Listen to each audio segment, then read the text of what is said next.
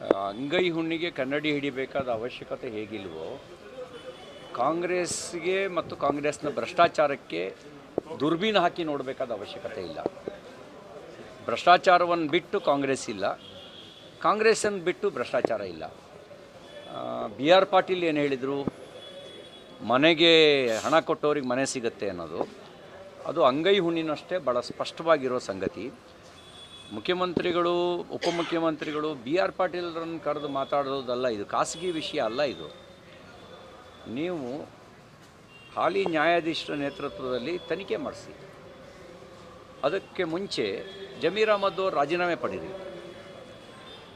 ಮತ್ತು ಬರೀ ಒಂದು ಇಲಾಖೆನಲ್ಲಿ ಮಾತ್ರ ಈ ಭ್ರಷ್ಟಾಚಾರ ಅಲ್ಲ, ಎಲ್ಲ ಇಲಾಖೆಗಳಲ್ಲೂ ಭ್ರಷ್ಟಾಚಾರ ಇದೆ. ಪಂಚ ಗ್ಯಾರಂಟಿ ಕೊಟ್ಟಿದ್ದೀವಿ ಅಂಥೇಳಿ ಅದನ್ನು ಭ್ರಷ್ಟಾಚಾರಕ್ಕೆ ಲೈಸೆನ್ಸು ಅಂತ ಪರಿಗಣಿಸ್ಬಿಟ್ಟಿದ್ದಾರೆ.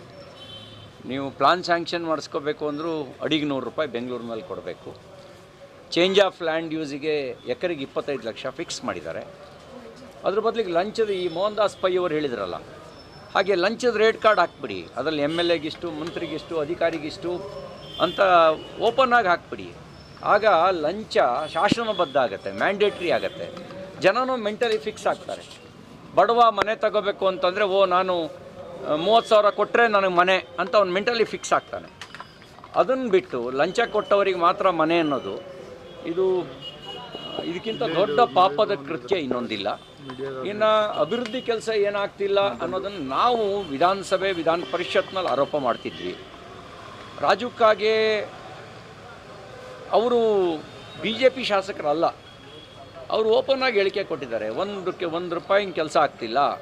ನಾವು ನಾಮಕಾವಸ್ಥೆ, ಹಿಂದೆ ನಾಮಕಾವಸ್ಥೆ ಪಟೇಲ್ರು ಅಂತ ಊರಿಗೆ ಕರಿತಿದ್ರು. ಅವರಿಗೆ ಪಟೇಲ್ಗಿರಿ ಇರ್ತಿತ್ತು, ಆದರೆ ಅಧಿಕಾರ ಇರ್ತಿರಲಿಲ್ಲ. ನಾಮಕಾವಸ್ಥೆ ಶಾಸಕರಾಗಿದ್ದೀವಿ, ಇದ್ರ ಬದಲಿಗೆ ನಾವು ರಾಜೀನಾಮೆ ಕೊಡೋದೇ ಸೂಕ್ತ ಅಂತ ಅವ್ರು ಹೇಳಿದ್ದಾರೆ. ಇದು ಅಭಿವೃದ್ಧಿ ಅನ್ನೋದು ನಿಂತು ಹೋಗಿದೆ, ಬರೀ ಭ್ರಷ್ಟಾಚಾರ ಮಾತ್ರ ನಡೀತಾ ಇದೆ. ಈ ಯಾವುದೇ ಅಭಿವೃದ್ಧಿ ಕೆಲಸಗಳಿಲ್ಲ. ಈ ಸರ್ಕಾರ ಬಂದ ಮೇಲೆ ಮಾಡಿರುವ ಗನಂದಾರಿ ಕೆಲಸ ಏನು ಅಂತ ಹೇಳಿದ್ರೆ ಬೆಲೆ ಏರಿಕೆ ಮಾಡಿರೋದು. ಎಲ್ಲ ಅಗತ್ಯ ವಸ್ತುಗಳ ಬೆಲೆ ಏರಿಕೆ ಆಗಿದೆ. ಯಾವುದು ಏರಿಸಿಲ್ಲ ಹೇಳಿ. ಅಕಸ್ಮಾತ್ ಯಾವುದಾದ್ರು ಏರಿಸಿಲ್ಲ ಅಂತ ಗೊತ್ತಾದರೆ ನಾಳೆ ಬೆಳಗ್ಗೆ ಅದನ್ನೂ ಏರಿಸ್ಬಿಡ್ತಾರೆ. ನಮ್ಗೆ ಭಯ ಅಷ್ಟೇ. ಈ ಆಡು ಮುಟ್ಟದ ಸೊಪ್ಪಿಲ್ಲ ಅಂತ ಗಾದೆ ಮಾತು. ಹಾಗೆ ಕಾಂಗ್ರೆಸ್ ಸರ್ಕಾರ ಏರಿಸದೇ ಇರ್ತಕ್ಕಂಥ ಬೆಲೆನೇ ಇಲ್ಲ, ಎಲ್ಲದರ ಬೆಲೆ ಏರಿಸಿರೋದು.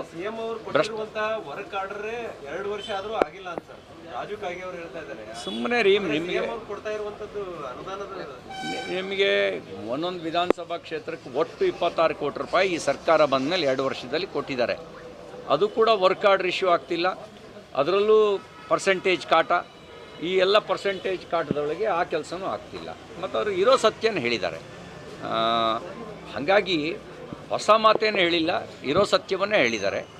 ಬಹುಶಃ ಈ ಸತ್ಯ ಹೇಳಿರೋದಕ್ಕೆ ಬಿ ಆರ್ ಪಾಟೀಲ್ರು, ರಾಜು ಕಾಗೆಯವರು ಇನ್ನು ಏನೇನು ಅನುಭವಿಸ್ಬೇಕಾಗುತ್ತೋ ಗೊತ್ತಿಲ್ಲ. ಯಾವುದೇ ಚರ್ಚೆ ಇಲ್ಲ, ಅದು ಯಾವುದೇ ಚರ್ಚೆಯಲ್ಲಿ ಬಂದಿಲ್ಲ. ಆ ಥರದ್ದು ಯಾವುದೇ ಚರ್ಚೆ ಇಲ್ಲ.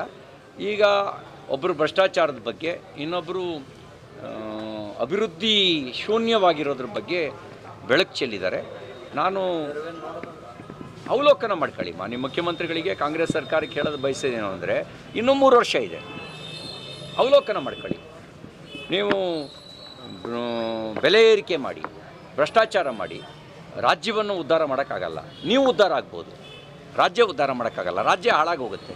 ಅಲ್ಲ, ಈ ಹಿಂದೆ ವಿರೋಧ ಪಕ್ಷದ ಶಾಸಕರು ಮಾತಾಡ್ತಾ ಇದ್ರು, ಈಗ ಸ್ವಪಕ್ಷದ ಶಾಸಕರೇ ಮಾತಾಡುವಂತ. ವಿರೋಧ ಪಕ್ಷದ ಶಾಸಕರು ಮಾತಾಡಿದರೆ ಪೂರ್ವಾಗ್ರಹ ಪೀಡಿತರಾಗಿ ಮಾತಾಡ್ತಿದ್ದಾರೆ, ನಮ್ಮ ಮೇಲೆ ದ್ವೇಷ ಅಂತ ಹೇಳ್ಬೋದಿತ್ತು.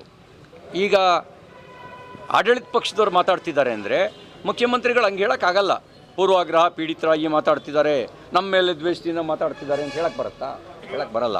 ನಾನೇನಾದ್ರು ಮಾತಾಡಿದರೆ ಖಂಡಿತ ಹಂಗೆ ಹೇಳೋರು ಅವರು. ಈಗ ಹಂಗೇನು ಹೇಳಕ್ಕೆ ಬರಲ್ಲ. ನಾವು ಈಗಾಗಲೇ ಚರ್ಚೆ ನಡೆಸಿದ್ದೇವೆ. ಈ ಭ್ರಷ್ಟಾಚಾರದ್ದು, ಬಡವರಿಗೆ ಮನೆ ಕೊಡೋದ್ರೊಳಗೂ ಭ್ರಷ್ಟಾಚಾರ ನಡೆಸ್ತಿರೋದ್ರ ವಿರುದ್ಧ ಗ್ರಾಮ ಪಂಚಾಯಿತಿ ಮಟ್ಟದಲ್ಲಿ 1ನೇ ಹಂತದಲ್ಲಿ, ತಾಲೂಕು ಪಂಚಾಯಿತಿ ಮಟ್ಟದಲ್ಲಿ 2ನೇ ಹಂತದಲ್ಲಿ, 3ನೇ ಹಂತದಲ್ಲಿ ಜಿಲ್ಲಾ ಮಟ್ಟದಲ್ಲಿ, 4ನೇ ಹಂತದಲ್ಲಿ ವಿಧಾನಸೌಧದ ಮುತ್ತಿಗೆ ಈ ಕಾರ್ಯಕ್ರಮ ನಾವು ಮಾಡ್ತೀವಿ.